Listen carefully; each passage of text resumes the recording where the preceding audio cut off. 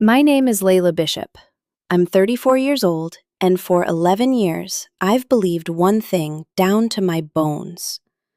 Love is something you prove with your hands, not your mouth. At 4:47 in the morning, standing knee-deep in black garbage bags behind Eastern Market on Russell Street in Detroit, that belief was the only thing keeping me upright. If you're new here and you love a good drama family story, the kind where the quiet one turns out to be the strongest one in the room, stay with me, because this is one of those. The air still had that October bite to it, the kind that gets into your knuckles before sunrise. Somewhere past the loading docks, a delivery truck idled, headlights cutting through a low fog that smelled like fish scraps and old cooking oil. I had a headlamp strapped over my knit cap, and every time I bent to grab another split bag, the beam swung across the pavement like a lighthouse nobody needed. $17 an hour, overnight shift. Enough just barely to cover the summer tuition installment for my husband, Isaiah Powell, one semester away from finishing law school at Wayne State. That morning, behind the market, I finished my last dumpster around 5:15 and sat on the tailgate of my supervisor's truck just to feel my spine settle. Ms. Ruth Chambers was already there, arranging crates of collard greens the way she'd done since before I was born. She looked at me over her wire-rimmed glasses. "Layla," she said, not even looking up, "you dollin' up rack to make a lawyer? And one day, that lawyer gon' forget the smell of it. I seen it on Gratiot Avenue since '99. I laughed it off, told her Isaiah wasn't like that. But that sentence didn't leave me. It went in like a sliver of glass. Small, almost painless. The kind of thing you don't feel until you press on it later. And it's still there. Her voice was still sitting somewhere behind my ribs when my mind slid backward, the way it always did on that tailgate, to the night before. The night before, he'd called me on video from the library, grinning so wide I could see the gap in his back molar. "One more semester, baby. Once I pass the bar, you are never gonna have to smell like this again." I laughed for him. I always laughed for him. I kept my wrist turned away from the camera so he wouldn't see where a pigeon had gotten me on the way in. Here's the thing nobody tells you about sacrifice. It doesn't come with trumpets. It comes disguised as a Tuesday. 6 years earlier, before any of this, I was holding a different piece of paper. A financial aid letter for the evening nursing program at Wayne County Community College. $1,800 was all I needed. I remember standing in front of the bathroom mirror in our first apartment, reading it 3 times like it might change if I looked hard enough. That same week, Isaiah came to me needing almost that exact amount for his LSAT prep course and exam fee. He didn't ask me to choose. He didn't have to. I tore my letter up over the bathroom sink and wrote him a check the next morning. I told myself it was temporary. I told myself my turn was just delayed, not gone. I buried a future of mine in a trash can that day, and I didn't even cry about it. That's how sure I was it would come back to me. What I didn't know for years, what I'm only telling you now because it matters later, is that 3 days after I tore that letter up, my mother-in-law, Kendra Powell, found a scrap of it caught behind the bathroom wastebasket. She didn't ask me about it. She didn't tell Isaiah. She folded it into the pages of her old Bible and carried it in silence. I had no idea. Hold on to that. It comes back. That memory of hers, quiet and unclaimed, was still riding with me the whole drive home. I drove home a little before 6, past brick storefronts with their security gates half open for morning deliveries, my 2011 Civic taking its sweet time to warm up. Home was a narrow 2-story house on St. Aubin Street, the kind with a porch just wide enough for 2 chairs. I let myself in quiet and went upstairs. Jalen 9 was asleep, with one leg hanging off the mattress, a library book splayed on his chest. Down the hall, Autumn 6, round-cheeked, a fighter even in sleep, had kicked every blanket to the floor, but one twisted around her ankle. I fixed it, kissed them both, and stood there a second longer than I needed to, just listening to them breathe. Every morning, before I let myself feel the ache in my back, I whispered the same 6 words into my pillow. Just one more year. Just one. I believed it every time. Before we get into the rest of this, I want to be honest with you. I wasn't naive. Something had already started shifting between Isaiah and me. Small things. The way he'd correct my grammar in front of guests. The way he'd stopped asking about my shifts and just assumed I'd cover whatever needed covering. I noticed it. The way you notice a hairline crack in a windshield. You tell yourself it's not spreading. That morning, lying in the 20 minutes of rest I allowed myself, I thought about Miss Chambers' words again. One day that lawyer gon' forget the smell of it. I told myself she didn't know Isaiah. I told myself 6 years of sacrifice had built something a diploma couldn't undo. But underneath that reassurance, a quieter voice, the same one that let me tear up a financial aid letter without crying, was already asking a different question. Not, will he leave me? Something smaller and worse. How many other pieces of paper have already been torn up and hidden away without me knowing? I didn't have an answer yet. I just knew the question wasn't going away. Isaiah passed the bar. At the ceremony for the State Bar of Michigan, I stood in the back row in a black dress I'd washed 3 times and still smelled faintly of bleach. The hall smelled like fresh carpet glue and coffee gone lukewarm in silver urns, and somewhere near the front, a microphone kept feeding back in short, screeching bursts every time someone leaned too close to it. I'd pinned my hair up that morning, with hands that still ached from a double shift the night before, and I remember pressing my thumb hard into my palm just to keep from swaying on my feet. When they called his name, the whole row of new attorneys stood and straightened their jackets in unison, like a wave breaking the same direction. Isaiah's smile when he heard it was the same gap-toothed grin from that video call in the library. For a second, just a second, he was that boy again, not yet a man in a rented gown. When he came down to get his certificate, I ran up to hug him. He hugged back, but his hand barely touched my spine before he let go and turned to shake 3 other hands. I stood there for a moment, with my arms still half raised, feeling the space where his hand had been, watching him laugh with men in better suits than his own. That night, on the sofa in the house on St. Aubin Street, Kendra Powell said it plainly. The television was on low behind her, some rerun neither of us was watching, and she had her Bible resting on her knee the way she always kept it near her thumb, hooked absently between the same worn pages. Isaiah's an attorney now. An attorney's wife can't still carry the smell of trash on her. Layla, you need to give that job up. Jalen looked up from his homework at the kitchen table, pencil frozen mid-word. Mama's still going to the market, right? I just smiled and didn't answer him. He held my eyes a second longer than a 9-year-old usually does, like he already understood that my silence was an answer he didn't want. I didn't quit. I moved to a later shift and started keeping my uniform in the trunk of the car, instead of the house folding it under a blanket like something I was hiding from myself as much as from Isaiah. My paycheck kept going into the joint account, covering whatever was left of Isaiah's expenses.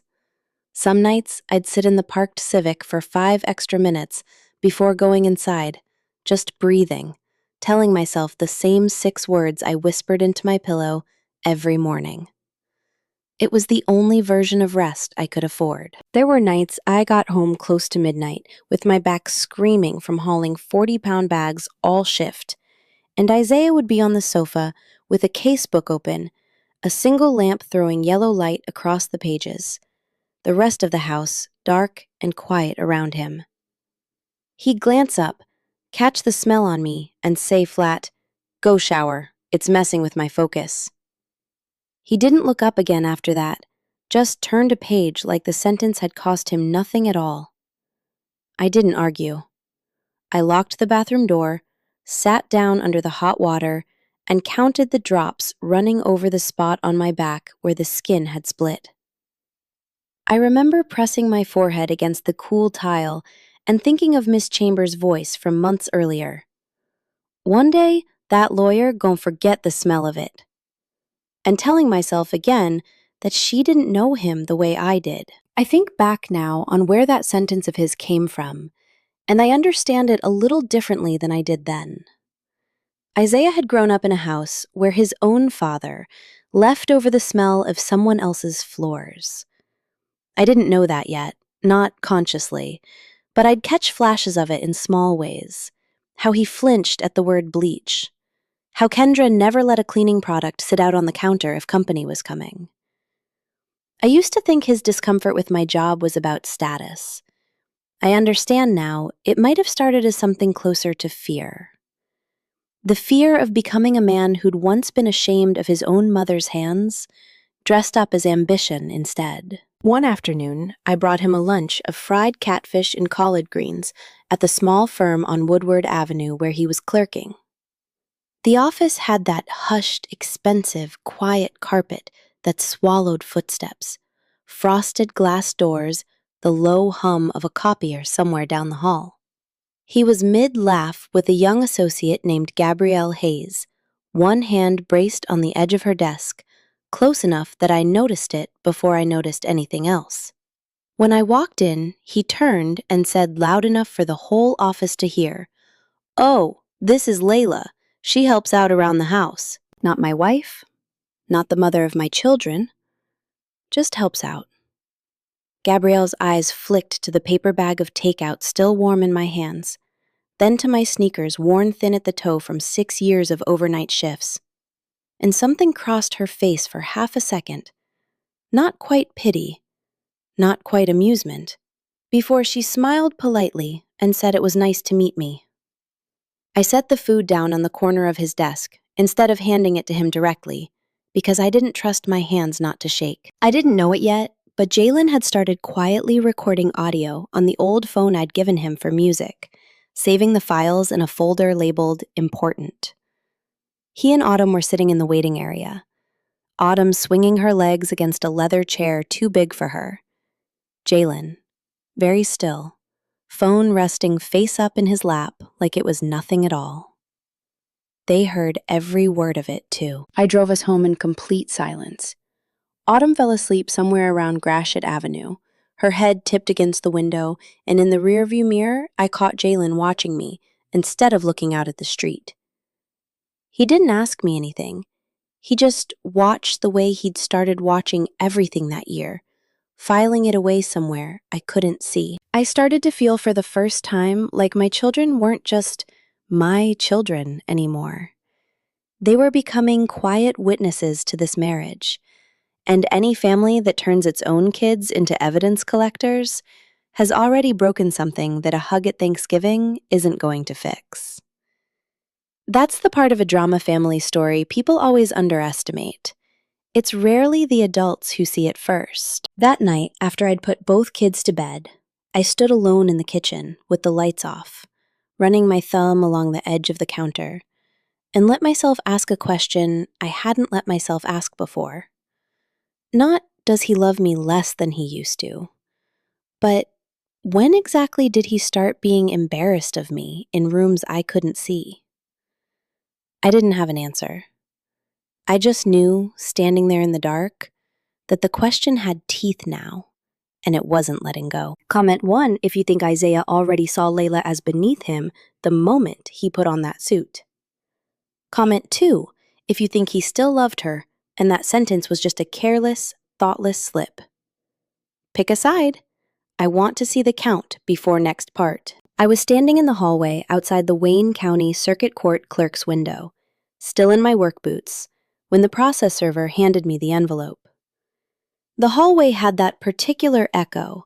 County buildings have hard floors, high ceilings, footsteps bouncing back at you from every direction. And for a moment after he said my name and put the papers in my hand, I just stood there, listening to my own boots shift against the tile, because it felt like the only sound in the world I could trust.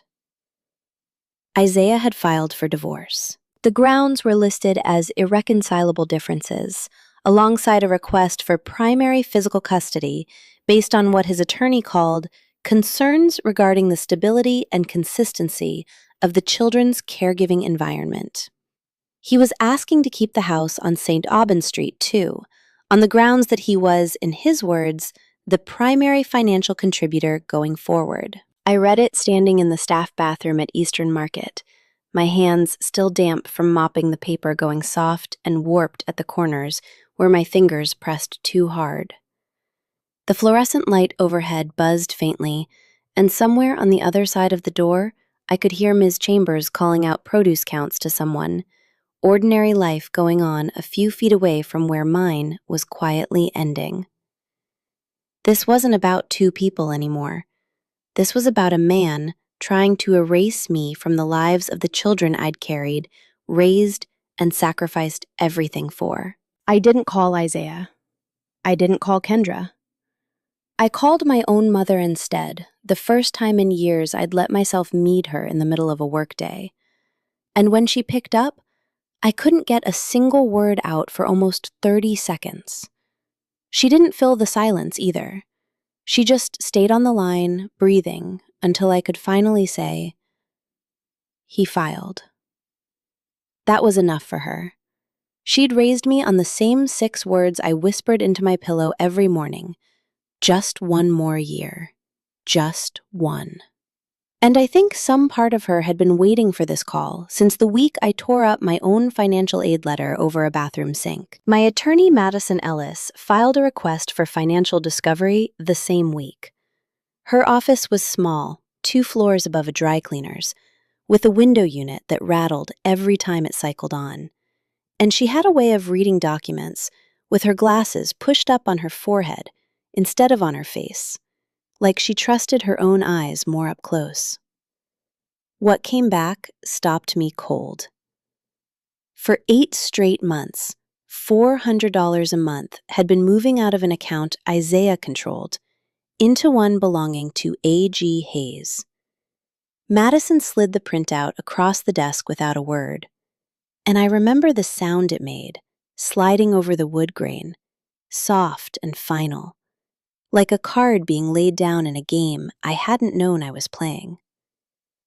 The payments started the same week he'd introduced me as someone who helps out around the house. I sat with that printout in my lap for a long moment before I could speak. 8 months, I said finally. Madison just nodded and let me have the silence I needed. There was something else. Months before I'd pawned my grandmother's wedding ring at a shop on Gratiot Avenue to cover Isaiah's last bar exam fee, $1,950. The shop had a bell over the door that rang thin and tinny when I walked in, and the man behind the counter barely looked up from his loop as he turned the ring over twice, testing its weight in his palm like it was any other stone. I remember standing there longer than I needed to after he handed me the cash, just looking at the empty velvet slot where the ring had sat in its box at home for 6 years. I told Isaiah it was overtime pay.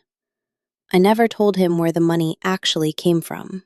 I think now about the week after that, how he'd asked almost too casually whether I'd seen a small folded receipt in his coat pocket.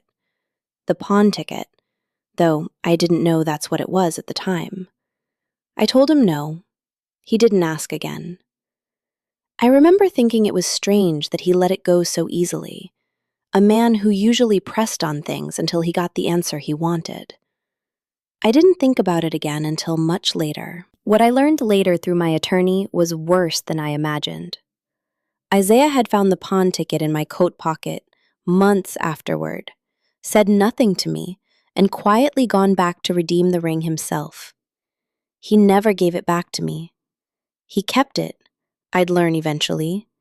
It was sitting in a small safe in his new apartment, a ring he intended at some point to give to someone else. Isaiah didn't take that ring out of cruelty alone.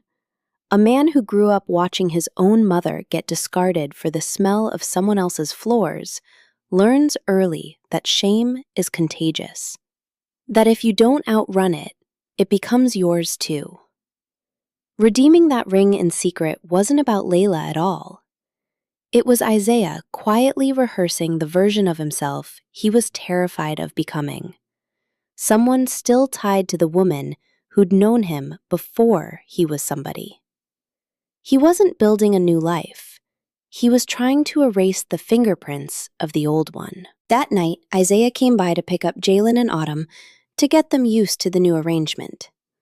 He didn't come inside, just idled at the curb with his window half down, and I watched from the porch as Jalen buckled Autumn's booster seat himself, quiet and efficient in a way no 9-year-old should have had to be. As the car pulled out of the driveway, Autumn turned around in her booster seat and screamed through the window, "Mama, don't let him say you smell bad." Her voice carried all the way down the block, thin and furious. And I watched Isaiah's hands tighten on the wheel through the windshield before the car turned the corner and I couldn't see him anymore. I sat down on the front steps.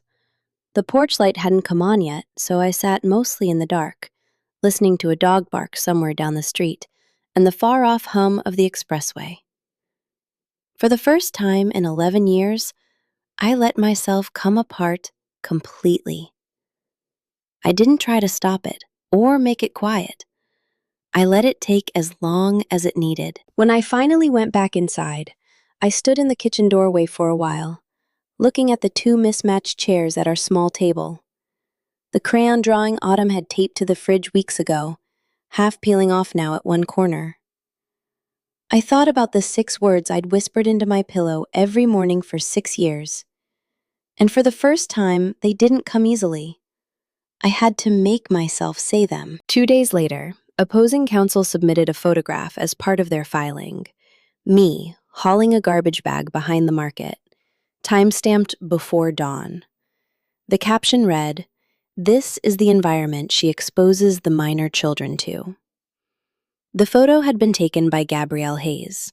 I sat on those steps and asked myself if he'd prepared a photograph and a paper trail this carefully. What else had he been quietly building to erase me? I thought of the pawn ticket he never mentioned, the $400 a month, the ring that had disappeared from its box without me noticing for months.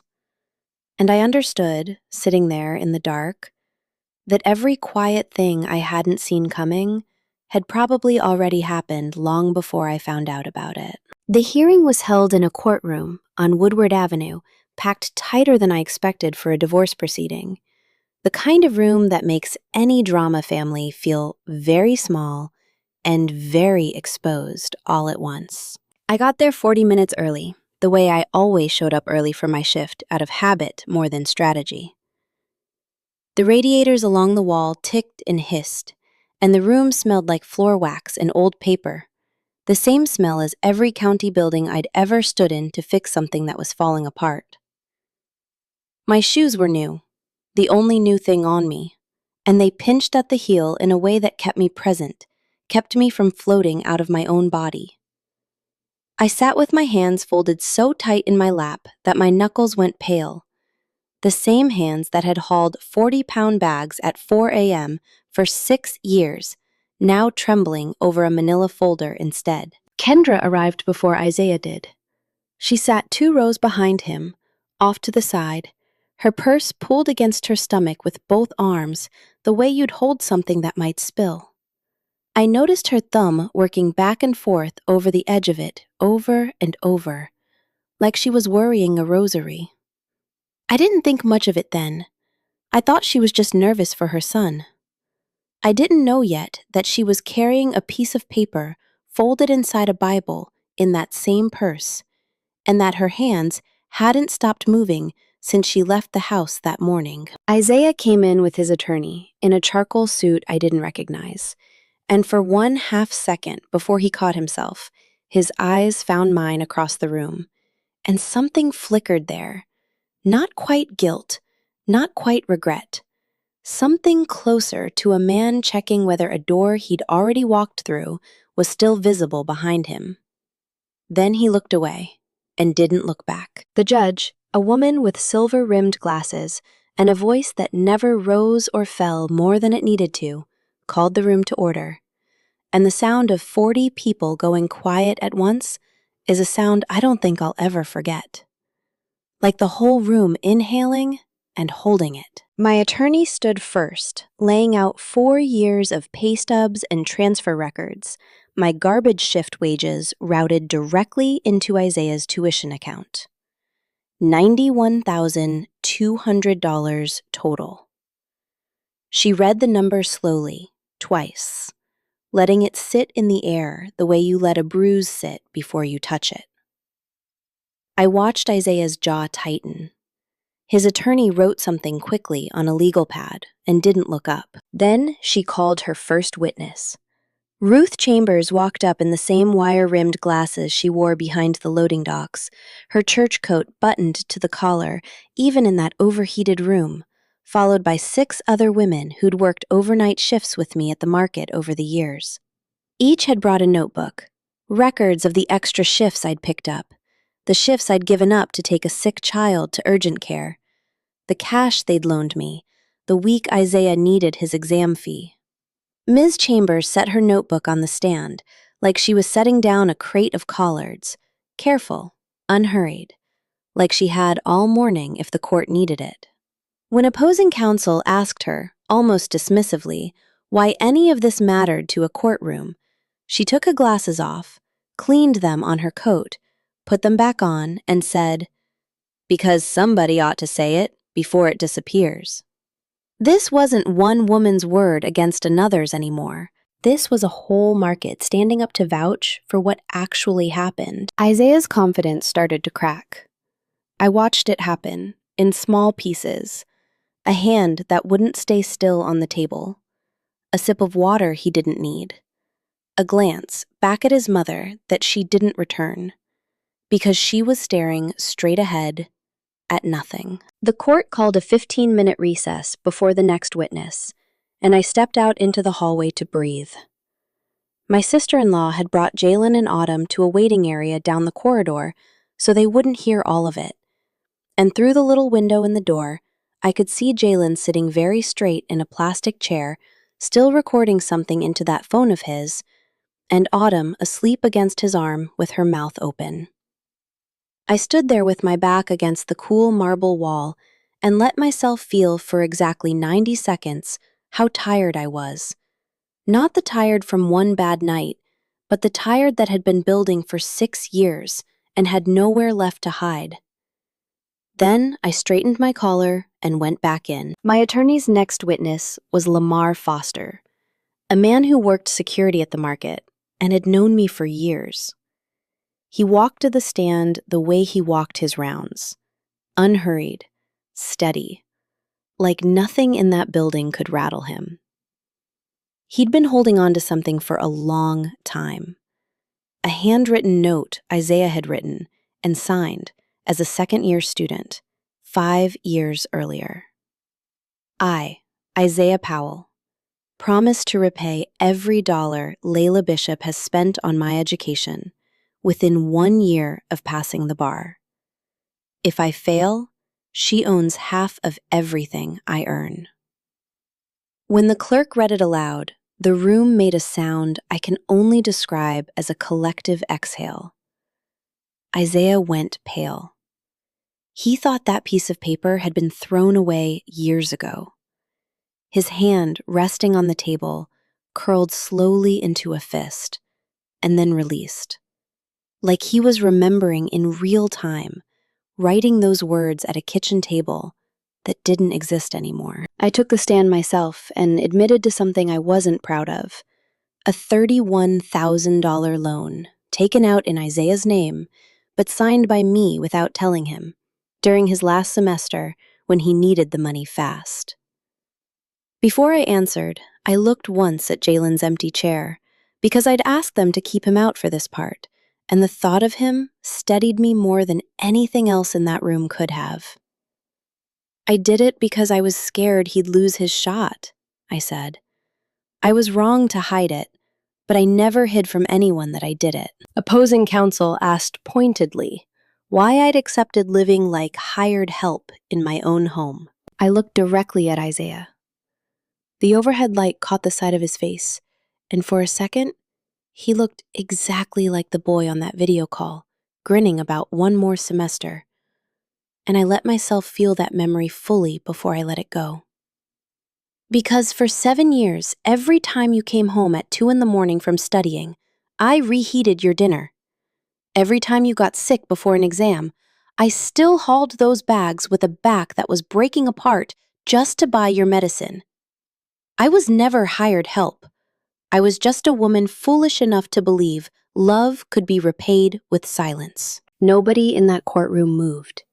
Even the court reporter's hands went still over the keys for a beat before she caught up. Gabrielle Hayes was called to testify. She walked up in a gray blazer, composed at first, but her hands shook faintly as she took the oath, just enough that I noticed, because I'd spent years noticing small things about hands. When asked about her relationship with Isaiah, she looked at him and said in front of the entire courtroom, "I thought I was stepping into someone's new life. I didn't know I was standing on top of another woman's back." She set her folder down and walked out of the courtroom without looking back. The heels of her shoes were the loudest sound in the room until the door swung shut behind her. The room went completely silent. Then Kendra Powell asked to speak. She stood up slower than I'd ever seen her move, one hand still pressed against that same purse.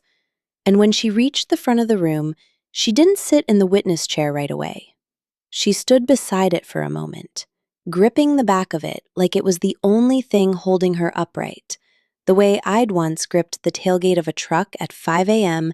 just to feel my spine settle. She cried through most of it. In 1989, I scrubbed other people's floors to put Isaiah's father through his own program. When he made it, he left me, said I still smelled like bleach no matter how many times I showered. I made sure my son never carried that smell near him again. I was wrong. I taught my own boy to be disgusted by the very hands feeding him. Her voice cracked on the word disgusted, and she pressed the back of her hand to her mouth for a second before she could keep going. Isaiah reached toward her, once an instinct, and then stopped his own hand halfway because he didn't know yet what she was about to say, and some part of him already sensed it wasn't going to be for him. Then she reached into her purse and pulled out an old, brittle scrap of paper, the corner of a financial aid letter, 6 years, yellowed soft at the folds from being carried so long. "I found this behind your bathroom trash can, Layla, the week you tore it up for him. I never told you I had it. I never told anyone. I did to you exactly what was done to me. I just watched it happen from a different seat." Kendra's confession wasn't really an act of courage. In that moment, it was the collapse of 35 years of holding a single belief together, that if she just protected her son from her own humiliation, she could stop history from repeating. Her deepest fear was never that Isaiah would fail. It was that he would become his father. And that fear made her complicit in doing to Layla exactly what she swore she'd never let happen to anyone again. She didn't confess to save Layla. She confessed because she couldn't carry the weight of that Bible page any longer. The courtroom was dead quiet. Isaiah sat frozen, staring at his own mother. While Kendra cried, I looked at him and understood something cold. The secrets in this family ran deeper and darker than anything that had just been said out loud in that room.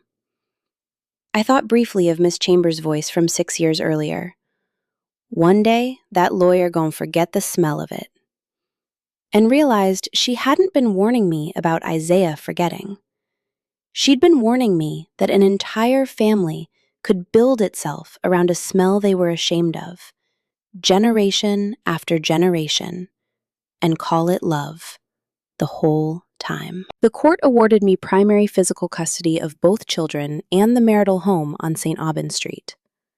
Under the equitable distribution ruling, Isaiah was ordered to pay a lump sum reimbursement judgment, recognizing my financial contributions to his education, on top of standard child support. The judge read the ruling in the same even voice she'd used the entire hearing, and it struck me sitting there that the biggest moments of your life can be handed to you in the flattest tone in the room. Somewhere behind me, a folder snapped shut opposing counsel's, I think, and the sound of it was louder than the ruling itself. I didn't cry in the courtroom. I waited until I was back in the Civic, both hands on the wheel, engine not yet started, windshield fogging faintly at the edges from my own breath. Rain had started somewhere during the recess, thin and undecided, tapping the roof in a rhythm that didn't match anything. I let it come for exactly as long as it took to gather myself enough to drive my children home. My phone buzzed twice before I'd even turned the key. Ruth Chambers. I almost didn't answer, but some old habit, the one that always answered Miss Chambers no matter the hour, picked it up for me. "You didn't call me," she said, no hello, the way she always started. "I was going to." "Mm-hmm." A pause, and I could hear the market behind her crates, scraping, someone laughing 2 stalls down. "You win." I won. She didn't cheer. That wasn't her way. She just breathed out long, like she'd been holding something for 6 years without telling me. "Good," she said. "Now you go on and forget I ever said that thing about the smell." "I'm never forgetting that, Miss Ruth." "I know you're not," she said, and there was something almost like a smile in it. "That's why I said it to you and not somebody else." Then she hung up before I could answer, because that was her way, to never let the tender part sit out too long in the open air. I drove home slower than I needed to, past the same brick storefronts with their gates half open, the same wet shine on Gratiot Avenue I'd driven 1,000 mornings before.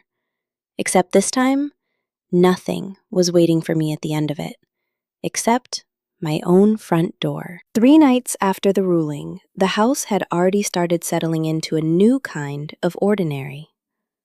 Autumn sat at the kitchen table with a coloring book, tongue pinned between her teeth in concentration, while Jalen did homework across from her. His phone, the same one, the one with the folder labeled "Important," sitting face down beside his math book, out of habit more than need. Now, I was at the stove when I heard the car. Isaiah showed up at the house at 9 o'clock. The porch light was the only one on, throwing a thin yellow rectangle across the steps, where I used to sit with 2 chairs just wide enough for a family. I heard his car before I saw it, that same rattle in the muffler he'd been meaning to fix for 2 years. And something in my chest went tight and still, the way it does right before you brace for weather. He looked smaller getting out of the car than I remembered him looking in that charcoal suit. His shirt was wrinkled at the collar, a day past a shave, and for a second, standing under that porch light, he looked less like a man who'd walked away from something and more like a man who'd only just realized what he'd walked away from. He was crying, apologizing, saying he still loved me, saying he wanted to start over. His voice cracked in the exact place I used to reach for him, and for one unguarded second, some old, tired part of me almost did. Jalen and Autumn stood behind me in the doorway. I felt Jalen's hand find the hem of my sleeve, not pulling me back, just letting me know he was there.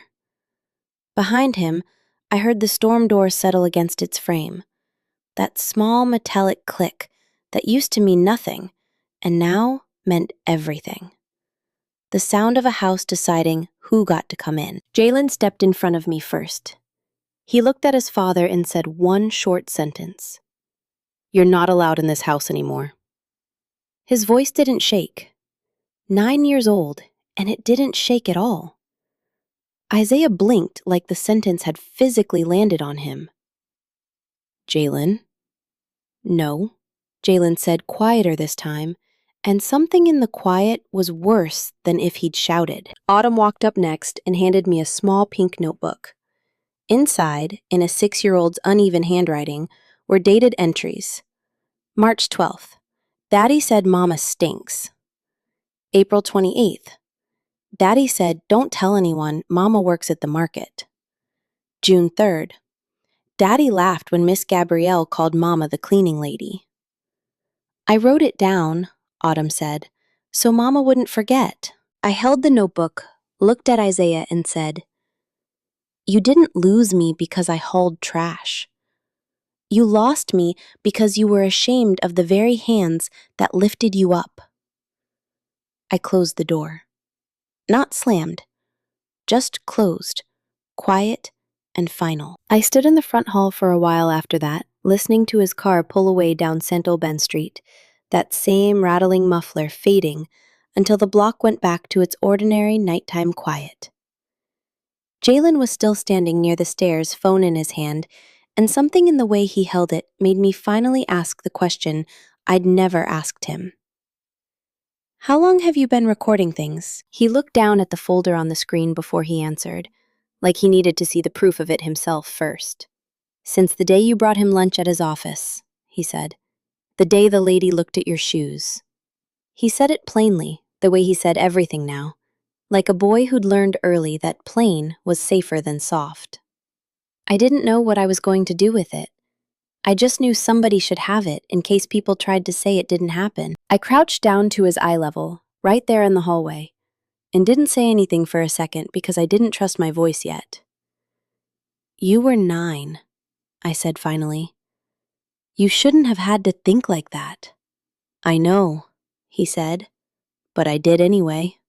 Then, quieter, almost embarrassed by his own tenderness, "I wasn't trying to be grown mama. I just didn't want you to be the only one who remembered." I pulled him in and held on longer than he probably wanted, and over his shoulder, I could see Autumn already curled into the couch cushions, half asleep, the pink notebook still open on her lap to a blank page, waiting for whatever came next. Then I did what I'd done every morning for 6 years before I let myself feel anything. I went upstairs. Jalen had already climbed back into bed, on his own, one leg hanging off the mattress exactly the way he used to sleep when he was small. Autumn had crawled in beside him, instead of her own room, and I didn't have the heart to move her. I stood in the doorway and watched them breathe for a long moment, the way I used to before a shift. Except this time, there was no shift waiting for me at the other end of the night. There was just this, just them, just a house that was finally, fully mine to keep them safe in. The notebook stayed in my hand long after his car pulled away. I knew standing there that this wasn't the last page of the story. 6 months later, I still worked out of Eastern Market, but not hauling garbage bags anymore. I'd started a small professional cleaning service called Clean Hands Collective, and I hired the very women who'd stood up for me in court. I'd filed the paperwork for it at the same county building where years before I'd once stood in a hallway and let a process server hand me divorce papers. I remember noticing that the second time, walking through those same hard-floored corridors, hearing the same echo of footsteps bouncing off high ceilings, and thinking that the building hadn't changed at all, only what I was carrying into it had. This time, I walked out holding a business registration instead of a summons, and the sound my shoes made on that tile felt entirely different, lighter, like I was finally walking somewhere instead of just away from something. Ruth Chambers came on part-time, mostly to keep an eye on the books, she said, though I think she mostly came to keep an eye on me. The first time she walked into the little office I'd rented above a bakery on Gratiot, she ran one finger along the windowsill, checked it for dust out of pure habit, and nodded like I'd passed some test only she knew the terms of. She kept a folding chair behind the front desk that nobody else was allowed to sit in, and some mornings I'd catch her reading her Bible in it before the first client's van pulled up, glasses pushed low on her nose, lips moving over the same worn pages she'd always kept close. She never explained why she trusted paper the way she did. She didn't have to. I'd learned by then that some women just knew, long before the rest of us did, how easily a truth could disappear if nobody wrote it down. Jalen and Autumn told their classmates their mom owns a company that cleans things. Jalen started keeping a small ledger of his own, copying the shape of the one his teacher used for the class store. And I let him check invoices some Saturdays, just so he could feel like part of what we'd built. He took to it, seriously. Too seriously sometimes. I had to remind him more than once that 9, then 10, was still allowed to leave the numbers alone and go outside.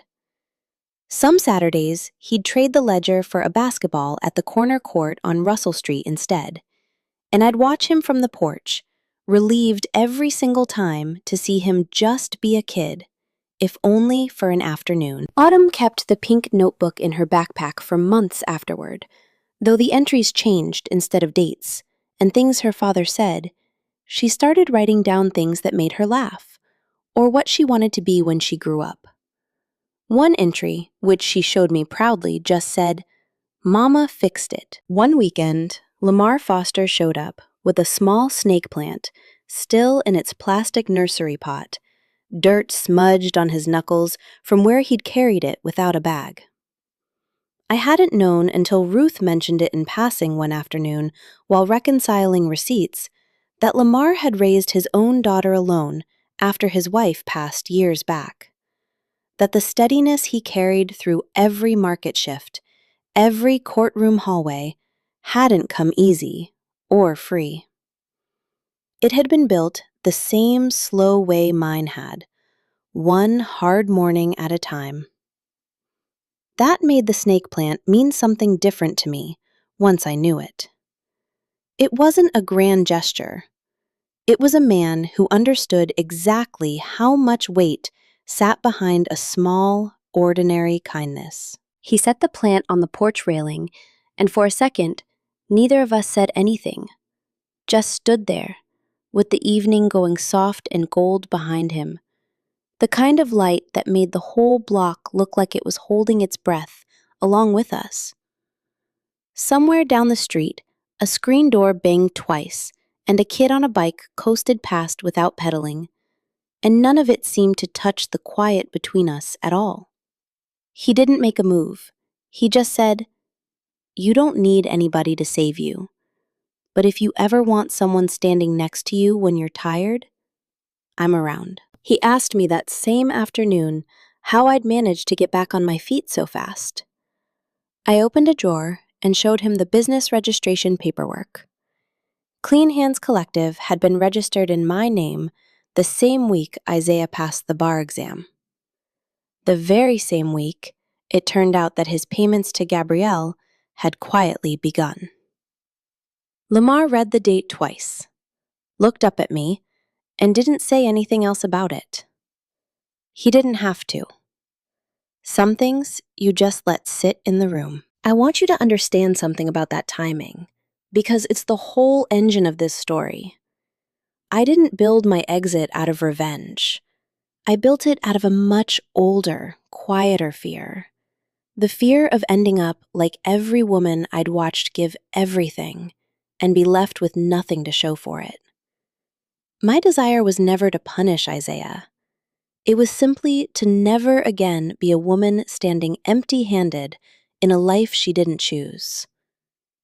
While he was busy building a new one on top of mine, I was already laying my own foundation, one overtime dollar at a time. I put the plant by the window, looking out over Saint-Vauban Street. It's grown almost a foot since then, tall enough now that Autumn has to duck a little to water it without knocking a leaf loose. And some mornings, the sun catches it just right and throws a long green shadow clear across the kitchen floor. The same floor I used to come home to at midnight, smelling like the market, too tired to notice anything except my own 2 feet. For the first time in a long time, the smell of the market didn't feel like shame. It felt like the hands that had once carried a man all the way through law school, and then carried themselves out the door before he could finish swallowing me whole. Isaiah will probably never understand any of this. But I do. The woman who hauls the trash isn't a victim forever. Some of us are already quietly building the way out, long before anyone pushes us down. And if you've made it this far into another drama family story with me, I suspect you already knew that about yourself, too. This story reminds us that the people who make you feel small are usually carrying a smallness of their own they never dealt with. It was never really about the smell of the trash. It was about what they'd already decided you were worth long before they ever said it out loud. If you're the one who's done the quiet lifting in your family for years, the bills nobody noticed, the peace nobody thanked you for keeping, here's something practical, not poetic. Start keeping a paper trail of your own life, not for a courtroom, for you. A folder of photos, a notebook, receipts saved in the shoebox. It puts your own memory back in your own hands instead of leaving it for someone else to rewrite later. And if your grown children have started keeping their distance from someone who once hurt you, let them. You don't owe anyone a peace that cost you your dignity, no matter how many years you've been told an older woman is supposed to let things go. Layla didn't win because she was patient. She won because somewhere along the way, quietly, she started keeping something just for herself.